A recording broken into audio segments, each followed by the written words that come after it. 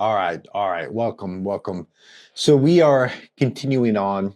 I had a very short time yesterday, and I had to leave, and so I felt like some of the information was really important. So I'm going to start out with that today. So we were talking about creating a tribe centered around your influence and your podcast, and that is, if you can do that, you're going to have far more success because you're going to tap into shared community and a sense of identity. All right. Now, information gets saved, it gets downloaded, it gets consumed, but identity gets lived. And so if we can get people attached to identity, that is a tribe and who they are, it's going to have far more influence and effect on them than information. And this is the reason why communities win out. Now, a lot of creators think that growth is a content problem. And that is, if I can get better content, then I can grow. And I want to kind of smash that here today because it's not really a content problem, it's a belonging problem.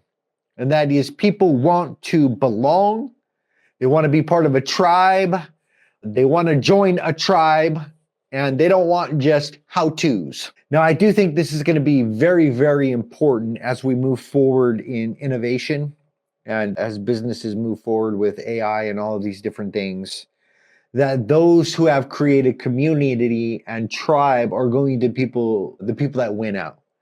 The people that are educating and just dispensing information and all this different stuff, it's going to fizzle and to die out because people can get that anywhere at any time. Information at this time in our society it's at our fingertips. Okay, we don't have an information problem, we have execution problems. Now, at the core of that statement, we understand that most people know what they should be doing, right? It's not rocket science. It doesn't matter what sphere of life that you want to experience growth and transformation in. A lot of people know what they should be doing.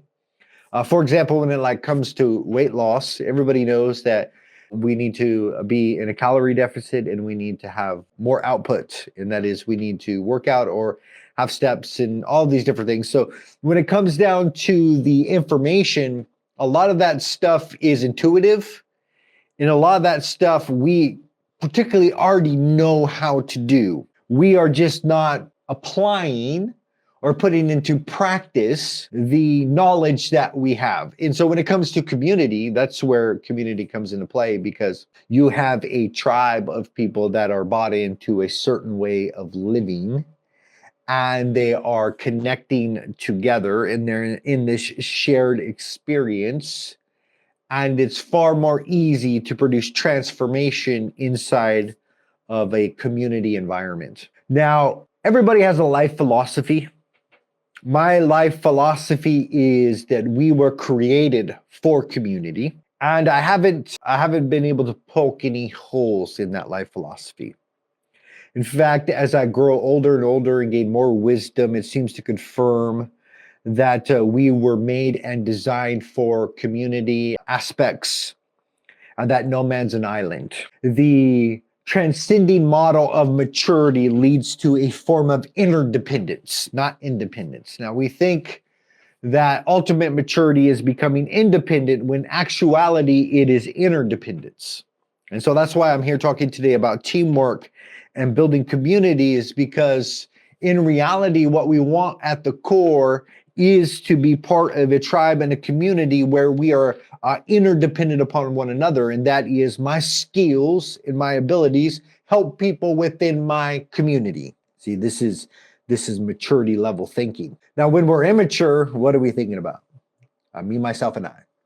When we're an immature podcast, an immature company, it's all inward focus. It's what is in it for me, and what do I want? And there's no thriving inside of that state. Anything that becomes too inward focused upon themselves is going to die off and disintegrate. Seems like life is designed that way. So when it comes to the podcasting, we might start initially that it's all about me, but it needs to shift to a more interdependent kind of focus. All right. You get what I'm saying? So I wanted to continue on with some of the benefits that you get from community. And remember, I already talked about this, that these things can be either detrimental or beneficial. It totally depends upon the person behind it and whether they're taking somebody to a good place or not. That's with everything inside of life. It doesn't matter what it is. It can be used as an instrument of lift, or it can be used as an instrument to push down. All right.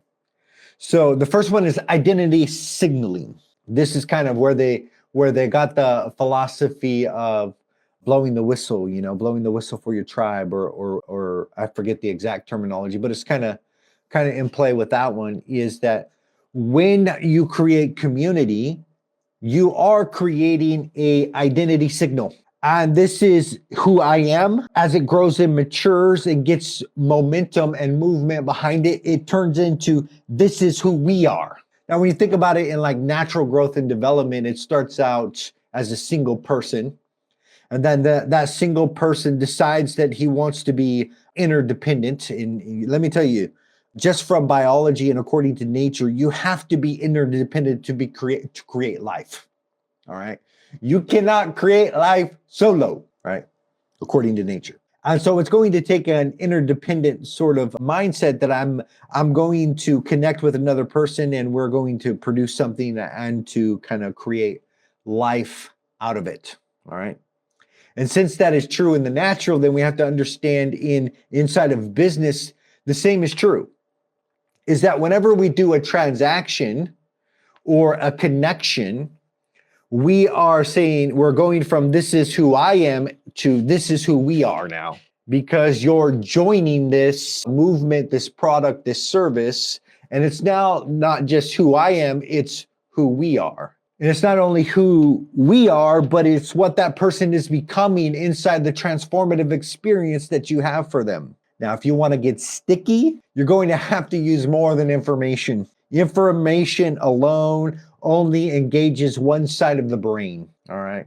That is the side of the brain that has data and logic. It does not build the other side, which is connection, bonding, and emotional experience. You want to get really, really sticky, you need to connect to the other side of the brain. This is why the greatest communicators in the world are those who have the ability to inspire emotion inside of people. That is, they dropped the data and the logic and they shifted over to moving the feelings and the emotions of the person.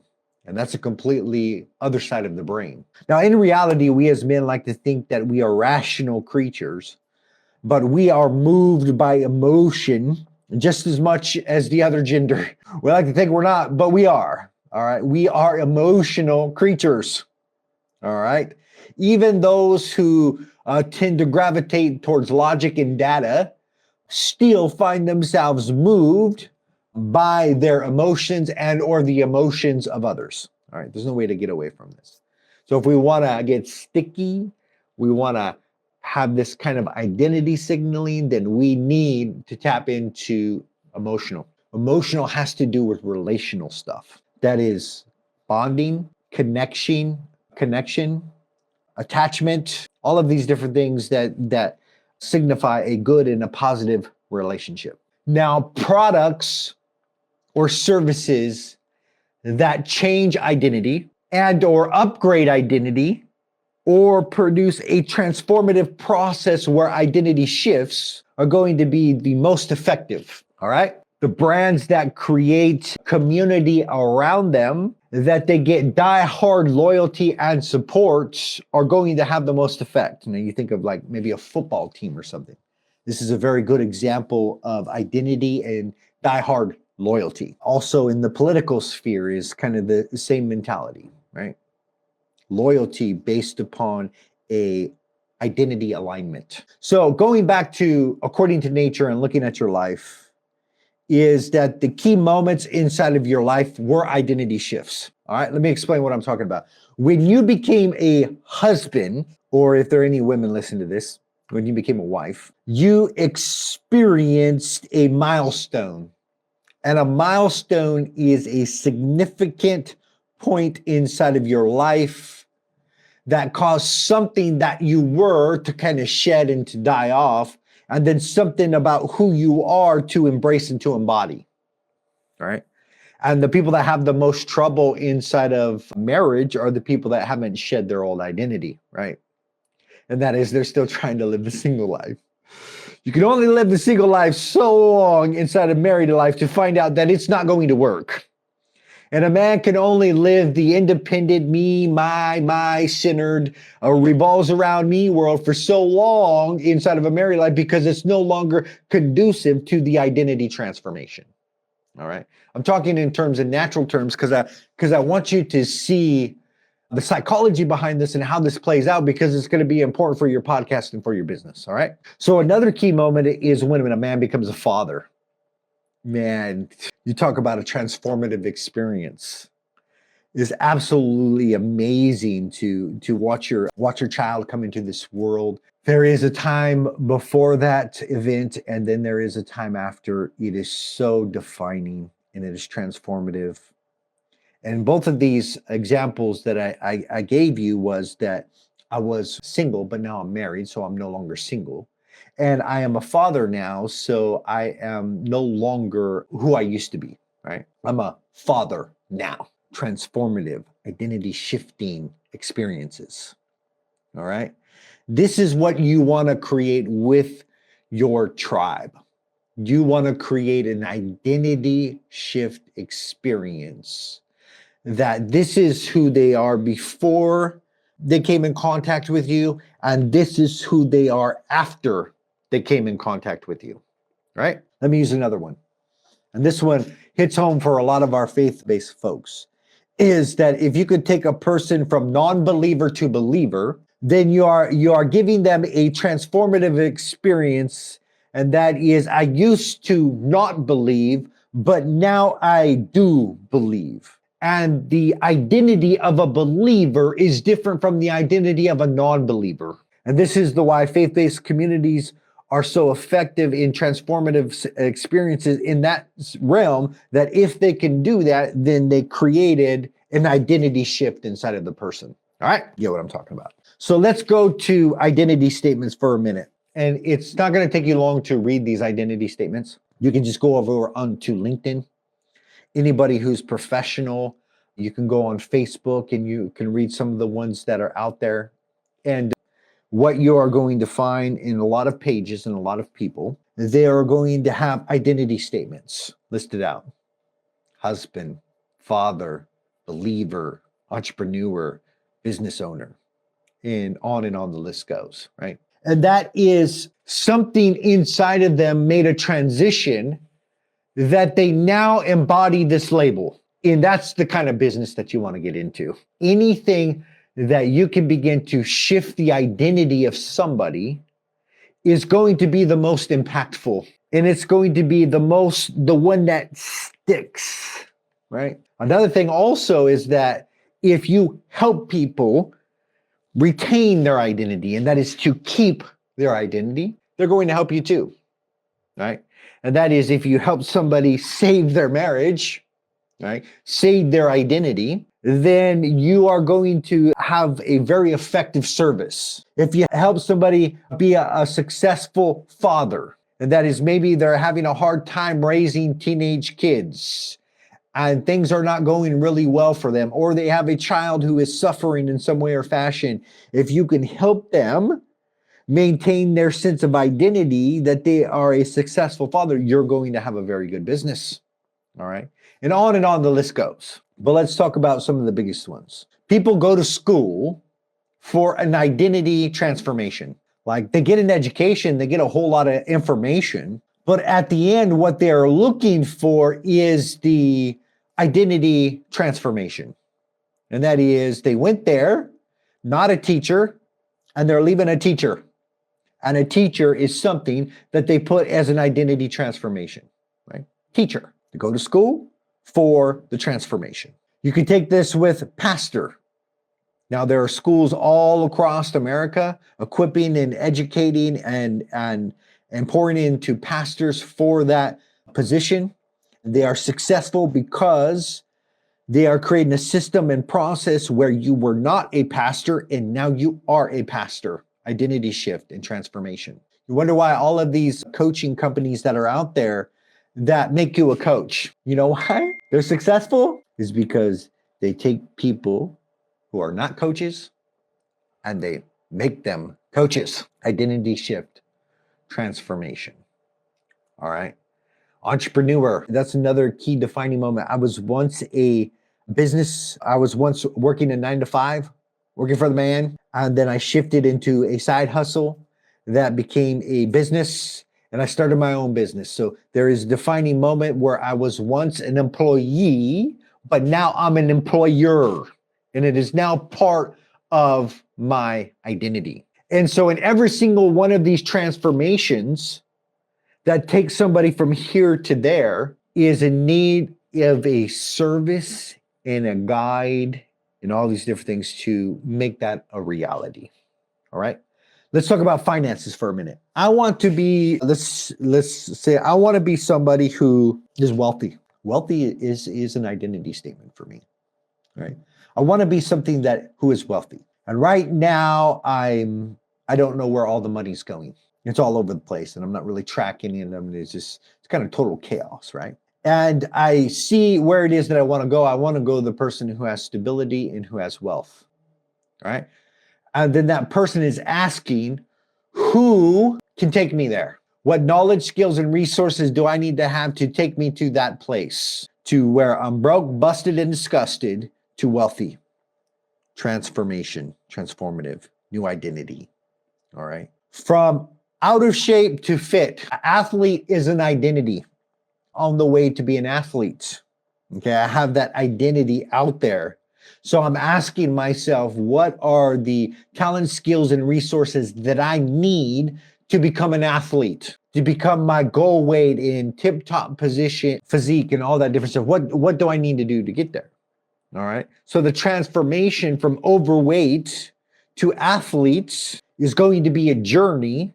And inside of that journey, I'm going to need the talent, skills, and resources. And that often comes in the guise of people. You name it. A person wants a beautiful smile. They want a beautiful smile. They don't have the confidence because they're missing a couple teeth on the side. And each time they smile, they get self-conscious. So the identity is somebody who is attractive and who has a beautiful smile. That's who they want to be. And did this comes along with the journey and the transformation and the process to get that beautiful smile. And people put the money down. They put a lot of money down because of the transformation that is being produced. All right. I don't have to spend any more time here, do I? Yeah, maybe one more. So companies that come along and they produce that transformation are the most effective. Think of Facebook. So Facebook is optimizing for creators and influencers, right? And it's inspiring. And so you can come onto Facebook and you could be a creator and you could be an influencer. And so it's attracting all these people. So, well, I want to be a creator and I want to be an influencer. And so they made this little product. It's called the Creator Account. So you can be an influencer. What are they doing? They are tapping into the identity that they know that the people want. And they're saying that this is the mode and method to get you what you want. You get it? You get it. So your podcast, your service, everything about you is about that. It is about that. All right. So when it comes to a community, you also have a network effect. The first benefit of a network effect is a mastermind, and that is you get access to the minds of others. And that is after you start your service and your product, you get even more in touch with the pain that the people are experiencing. You get even more in touch with your target avatar. Like all of this stuff is a learning experience that as you build your network, you can begin to get inside of the mindset of the people that you are serving. And each new member, they increase value to the group. And that is more stories, more testimonials, more connections. And of course, what does this do? Well, If you can get raving fans, you can get referrals. You can attract more members and more customers. Like all of this is feeding itself. The reason why we don't grow is because we are not thinking about building community. Let me tell you the difference. And you can tell this on social media. And Facebook specifically knows this person. And that is they have no interest in spending time on the platform. All they do is post and go. And Facebook can recognize that you just post and go. So why the heck are they going to push out your content? You're not going to respond to anybody anyways. And you're not going to connect and you're not going to have meaningful conversations. And so the people that have content that is out there and it doesn't get any form of engagement is because they just come into the platform and it's all about them and their product. And you can tell they come off very salesy. Everything is about bragging about this, that, and the other thing. It's all about them. And it's just very narcissistic form of content. And they don't have any inkling whatsoever to be social on social media. And so their posts die out. The best thing to build community is engagement. And you're not going to want to have people engage with your content and not connect back. All right. You're actually going to want content that solicits their engagement. You're asking for their engagement. You're getting them to reply and then you're responding back. Okay. People want community, they want engagement. This is more Facebook specific. Some of the other platforms, they don't care at all about engagement. All they care about is eyeballs on their content. All right. So the next one is FOMO. We all know what FOMO is, man. Fear of missing out. Now, when other people are seen winning, this is where testimonials come in for your podcast, testimonials inside of your Facebook group. And that is when people see other people win, they want to win too, right? And this goes back to the principle, a little bit of bandwagon effect, but also kind of the sinking ship idea is that nobody goes on board a sinking ship. Hey, all aboard the sinking ship. This is a ship that is going nowhere. Actually, it's going under. You want to jump on? Can you imagine having an interview with a company that's going under? And during the interview process, we just want to let you know that we are severely broke, busted, and disgusted, and we are going under. Would you like to join our team? Says nobody does that, right? Unless they're the leader trying to innovate and to steer the ship from sinking, right? Nobody does that. Nobody wants to get on board a sinking ship. So the fear of missing out has to do with people stacking wins and getting results, and they're connected to your brand and they're having impact and all these different things, and people want to have those things too. All right. So a lot of conversations should happen inside of the tribe, as the tribe that you're building, because people would want to feel that they want to be a part of that tribe. Now, the next one that it begins to communicate is because it is a tribe, then there is a membership, right? All tribes have memberships. And so if it's very surface of like product tribe, then you bought the product. You're wearing the hat, you're wearing the shirt, lions not sheep, boop, boop. I'm part of the tribe. Yeah, I'm part of the cool kids club, right? You bought the gear, part of the tribe. In our day and age, nobody becomes part of the tribe without making an investment, all right? So you're part of the tribe. And that signifies that there is a transaction point that causes somebody to be in the tribe. And it gives a little bit of a exclusivity, right? That is, if you have a low ticket offer, people are in there, maybe they're paying a subscription model and they have a membership, they are in the in club. Now, those who are not in the in club are different. And that is, you talk to somebody who is in the in club differently than you talk to people outside of the in club. In fact, your main goal of communication is to point them to the in club and to the membership site so they can navigate to that way also. That's kind of the way that this works. So anyways, with that is a sense of exclusivity. People that join our podcast network, it is exclusive, all right? It is exclusive to you, and to your membership and to your commitments. It's exclusive. It's scarce because I'm not offering it to somebody else's tribe. It belongs to our tribe.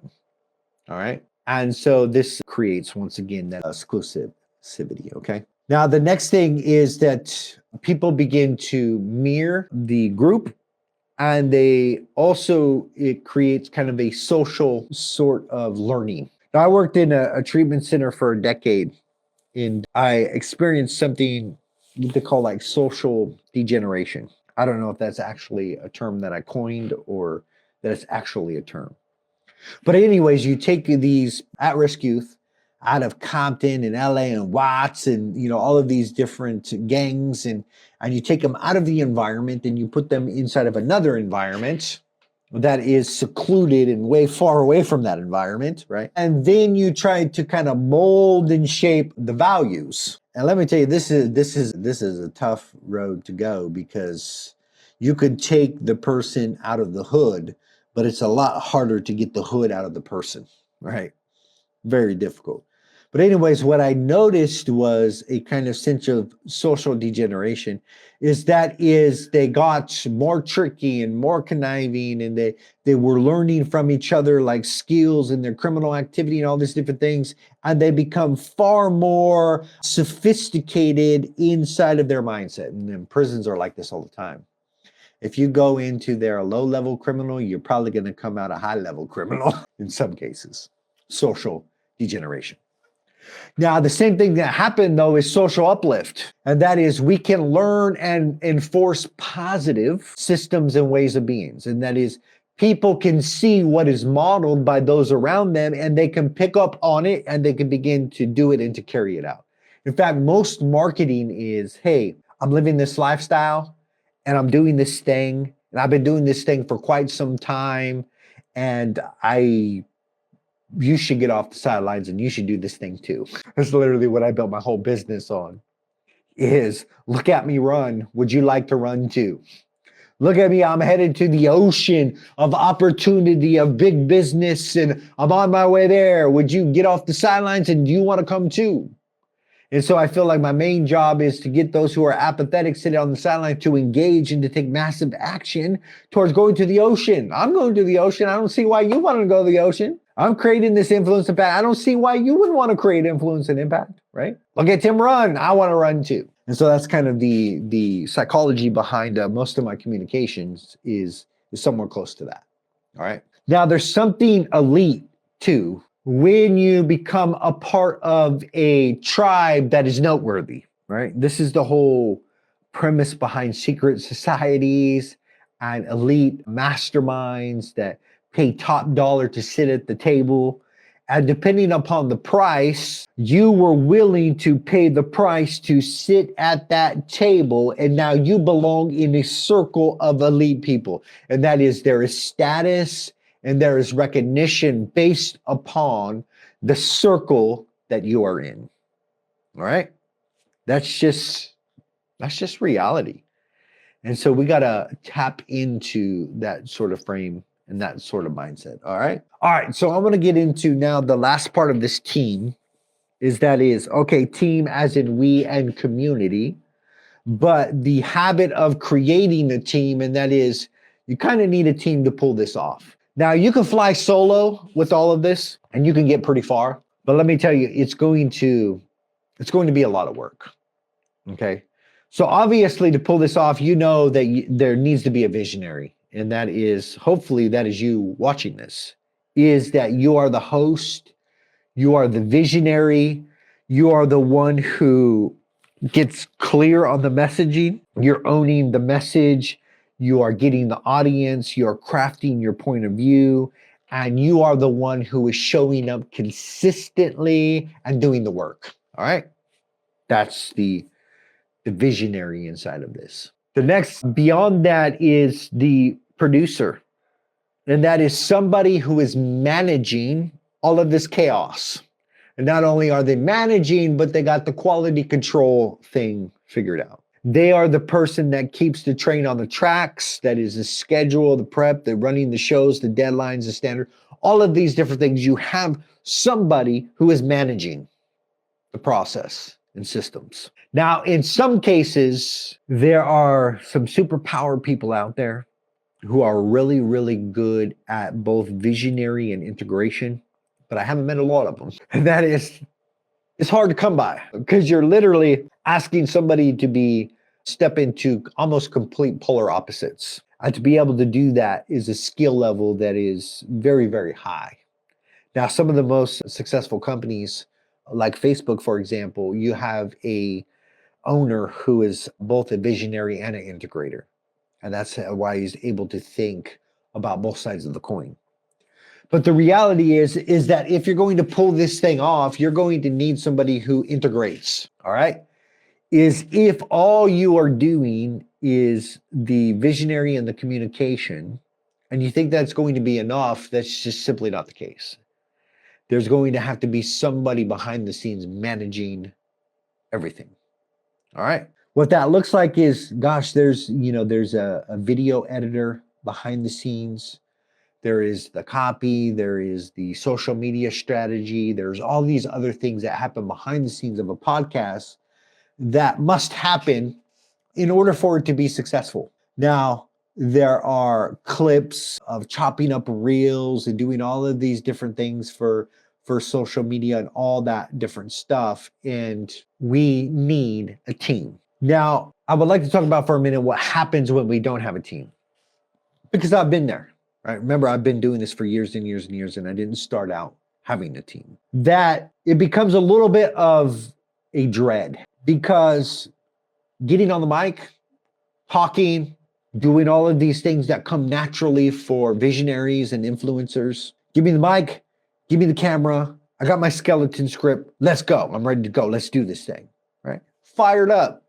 I get fired up doing stuff like this. This is my thing. This is my jam, right? What is not my jam is sitting down behind the scenes and doing all the editing and all the uploading and all the writing and all the splicing and the content creation and all this different stuff, scheduling guests and the whole gamut of things that I'm not too fired up about that, right? And so initially it's like, well, I'm really fired up about this, but I'm not so fired up about this. And that is the cons begin to outweigh the pros, and then you quit. Because doing the podcast is something that you dread now. It's like, I have to do all of these different things. And so it's like, forget all that. I don't want to do all that.